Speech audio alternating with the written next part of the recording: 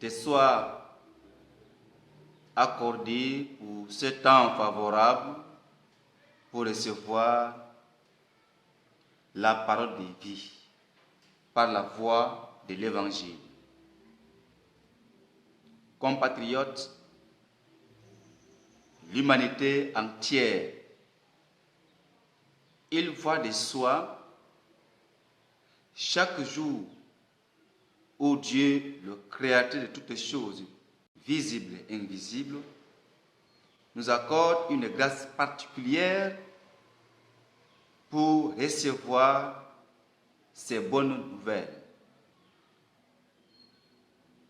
Aujourd'hui, pendant cette époque, pendant ce temps favorable, que le Dieu, Créateur de toutes choses invisibles et visibles, nous accorde un bon moment, tous ensemble, pour devoir entendre ses oracles, entendre sa parole dans sa miséricorde.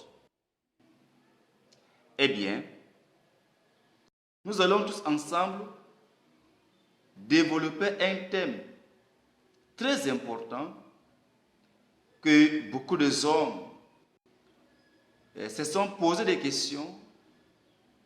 Beaucoup de hommes, tout le jour que Dieu fait, est resté toujours avec une interrogation dans leur mémoire, dans leur cerveau. Le thème que nous allons développer ensemble, Jésus-Christ est-il le Fils de Dieu? Jésus-Christ est-il réellement le Fils de Dieu? Jésus-Christ est-il réellement le Fils de Dieu? C'est la citation que mes bien-aimés dans le Seigneur, mes bien-aimés en Christ, chers amis, chers collègues,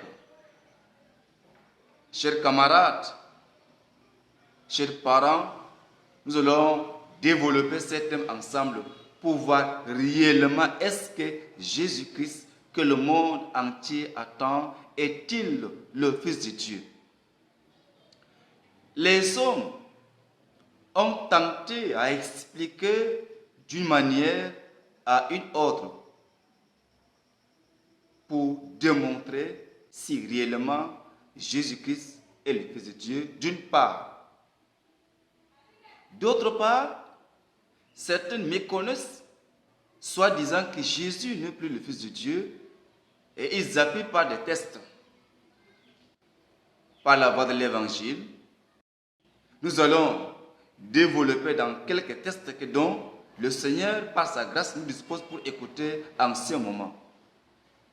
Et tu trouveras que réellement, est-il le Fils de Dieu ou n'est-il pas le Fils de Dieu?